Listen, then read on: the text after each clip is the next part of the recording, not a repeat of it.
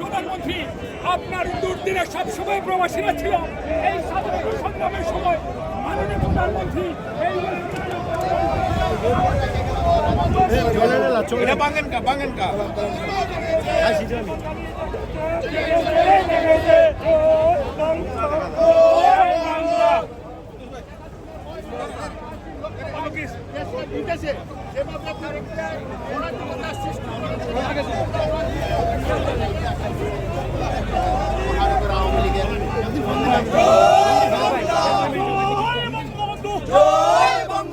তোমার আমার ঠিকানা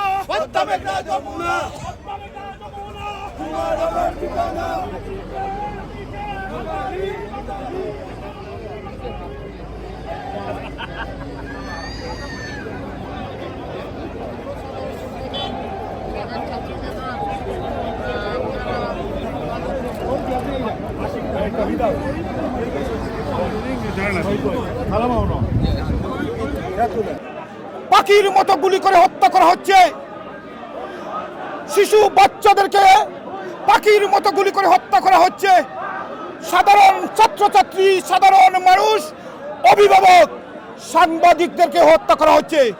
তারই প্রতিবাদে আজকের এই সমাবেশ বাংলাদেশে এই মাফিয়া সরকারের পতনের জন্য আজকের এই সমাবেশ মাফিয়া কুড়ি হাসিনার পদত্যাগের জন্য আজকের এই সমাবেশ প্রবাসী বাংলাদেশিদের সমাবেশ, আজকের এই সমাবেশ বাংলাদেশের স্বাধীনতা সার্বভৌমত্ব রক্ষার সমাবেশ, আজকের এই সমাবেশ বাংলাদেশের গণতন্ত্র পুনরুদ্ধারের এই সমাবেশ, আজকের এই সমাবেশ বাংলাদেশে মা বেগম খালেদা জিয়ার মুক্তির সমাবেশ। আজকের এই সমাবেশ যতদিন না পর্যন্ত বাংলাদেশে এই মাফিয়া খুনি হাসিনা পদত্যাগ না করবে ততদিন পর্যন্ত যুক্তরাজ্য বিএনপি প্রবাসী বাংলাদেশিদেরকে নিয়ে আন্দোলন সংগ্রাম চালিয়ে যাবে।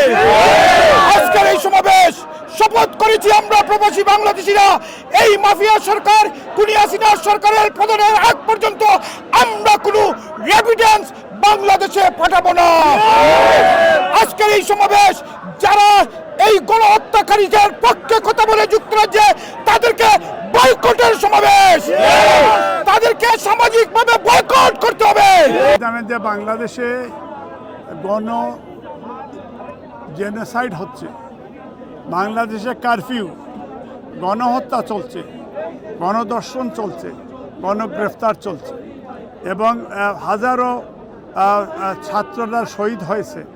আমরা সেই শহীদ পরিবারের সাথে আমরা একত্রতাবোধ ঘোষণা করেছি এবং আমাদের নেতা বলেছেন তারেক রহমান, হাসিনার পতন একদফা আন্দোলন। তো আমরা এই দুইটার সমর্থনে প্রবাসীদেরকে ইউনাইটেড করে আমরা দলমত নির্বিশেষে হাসিনার পতন আন্দোলনে আমরা এখানে উপস্থিত হয়েছি। ব্রিটিশ প্রধানমন্ত্রী বরাবর আমরা স্মারকলিপি দেব। আবার 5টা, 5:30 থেকে আমরা পার্লামেন্টে একটা house of lord, house of কমন্সে সেমিনার হবে।